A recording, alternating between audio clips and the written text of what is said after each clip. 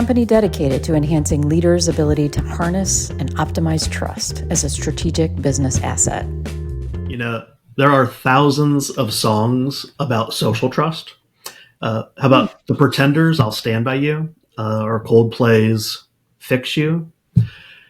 Billy Joel's A Matter of Trust says, some lyrics here, I've lived long enough to have learned the closer you get to the fire, the more you get burned. But that won't happen to us because it's always been a matter of trust.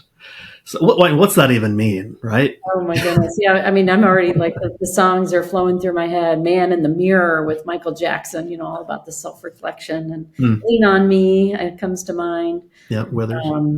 The Little Help from My Friends, the Beatles, that's all about social trust. So yeah, fascinating. It's a topic that hits us day in and day out. Yeah.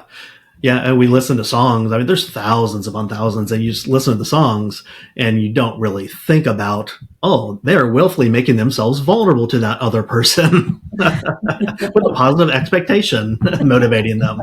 But that's what's happening, right? Yeah. We do it in our social, interpersonal relationships all the time.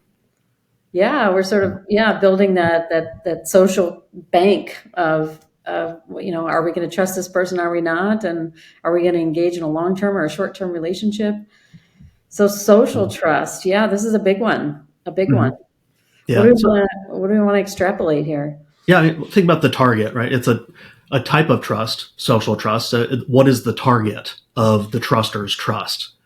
Well, the trustee is it's an individual human. And so that's what social trust is, trust between humans.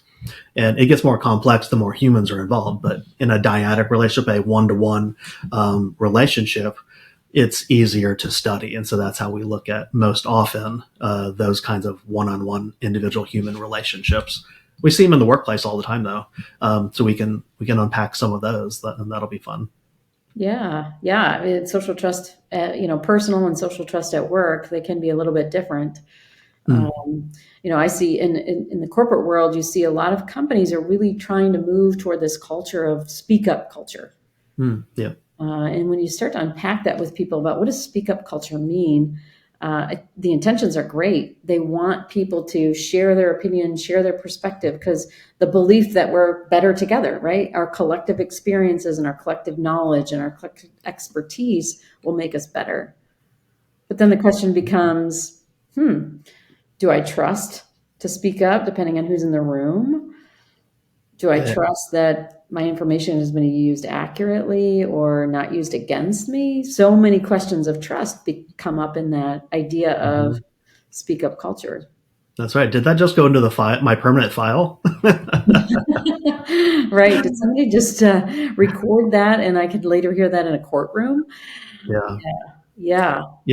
But you think about culturally, that's a very Western way that we think about trust and openness and transparency, accountability. I think about like a place in the Japanese workplace, it might be taken differently or calculated or processed differently. Like speak up culture, would that play there? Would that work there?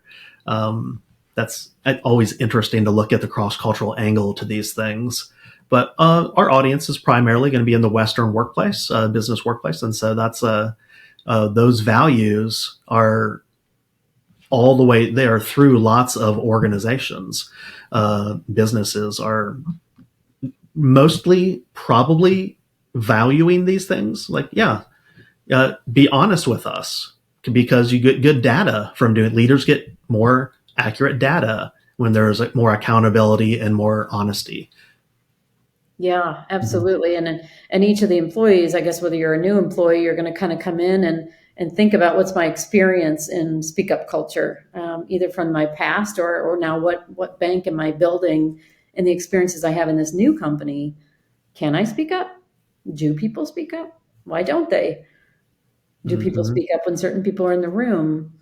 Do I have to really think about, what I share, or can I freely speak? Yeah. And that onboarding situation it's happening all the time in organizations. There's a process and structure to it. So human resources is walking a person through an onboarding process, a culture enculturation process, perhaps, where you're learning the values and learning what is acceptable norms and behaviors. Read the rule book, read the employee manual for the rules that guide our behavior together. But you don't have, that's the information you have to go on. You don't have experience to go on as a new employee. So day one, you're going to be pretty cautious probably. Even if you're highly trusting, have high generalized trust, you're still going to probably in that situation be a little more cautious, especially if you're in a probationary period. Day two might get a little bit better. You have a new iteration of data. You have new data. Day three, new data. Day four, right, and on. Compared to somebody who's worked there for 25 years.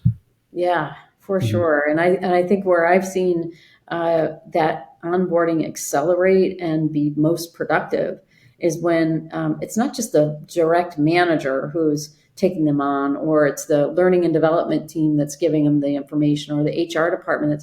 It's more collectively, who are the people around them that are going to be working together, and having them come and wrap their arms around this person to say, what are the rituals we work by here? What are our norms?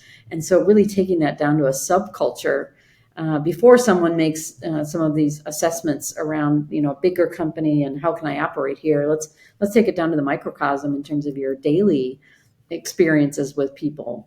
And I've seen that accelerate a team's performance and ability to just enjoy working together.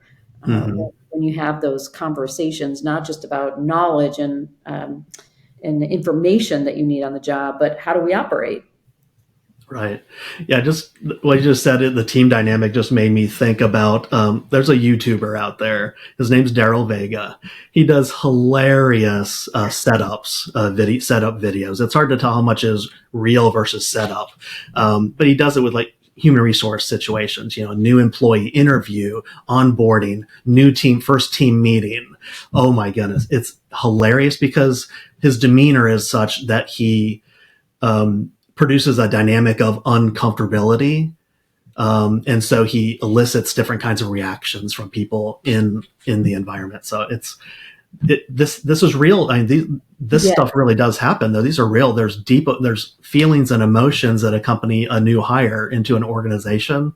And then there's also, where are they? Then the team who is accepting them in, maybe they weren't the first pick as the hire, but the other person turned it down. It's like, we got our second choice. And so, they're entering that relationship in that way, like other kinds of relationships, like even dating relationships, with people they have a shared purpose and a team, shared goals. But there's the individuals have various agency, various autonomy, different power and position. And so every team that you build, and if teams are dynamic and gaining and losing members pretty consistently, which is the case very often, then there's the trust work, especially that rapid, quick building, swift trust is very, very important to build. I'll have to check out the YouTuber. I might have seen one or two of those, and it is real, and it's easy to sort of take that and explode that situation and make it funny. But there is, as you said, some seriousness to that as well.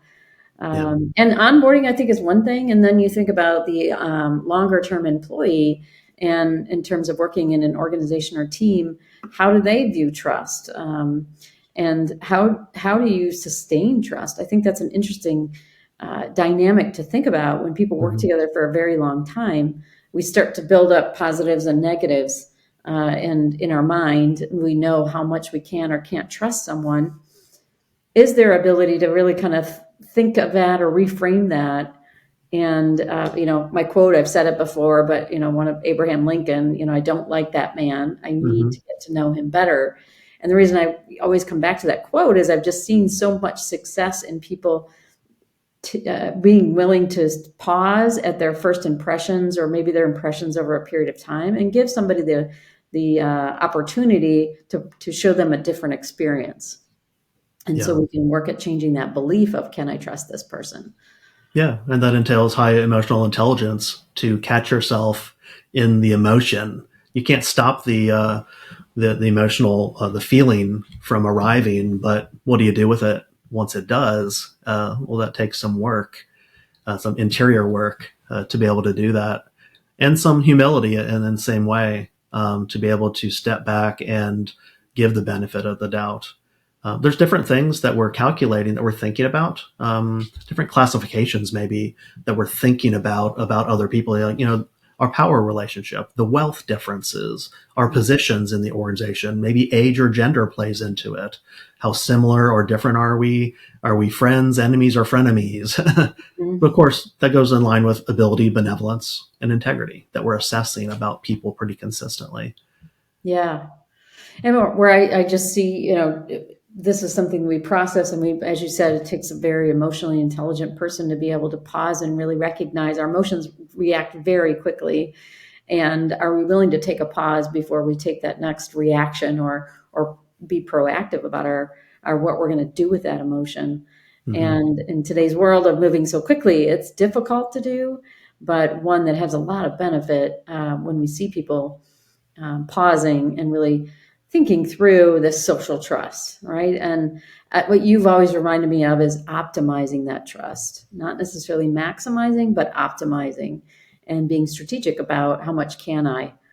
And so what would you say to our viewers in terms of what would you like you to take away from this segment on social trust? What's important here for them to take away? Yeah, there's different spheres of life, right? Home life, at the grocery store life, work life. And we're mostly focusing in work environments that we're thinking about. There are other humans. Humans come together for a shared purpose to create organizations, but it's still made up of individual humans. People still have their autonomy and their own individual personal interests. And it's interesting to look at how individual personal interests align with the organizational interests, or between different team members' interests. That's trust. That's where trust plays. That's where the trust work happens, in trying to understand that and to work together, even if we have decoupled or not perfectly aligned interests, because we still have some shared goals. Miscommunication is always important. It happens a lot. It's pervasive. It's just in the environment. The less transparency there is, the more miscommunication there is, the more diversity there is, the more miscommunication can happen. So that's where transparency and openness and a speak up culture comes invaluable. Excellent. Yeah, I mean, our podcast is titled "Trust is the Difference," and my encouragement is for you to, take a moment and think about, it is an individual choice whether we trust or not, and so that is within our control. And we know that more trusting organizations are more productive. They are able to handle change and vulnerabilities more smoothly. There's more joy inside organizations that are higher trusting. So there's tons of benefits to having more trusting organizations. So how are you contributing? Social trust, it starts right here with one individual. So we thank you for joining today, and we encourage you to share your thoughts and ideas about trust on our YouTube site or LinkedIn.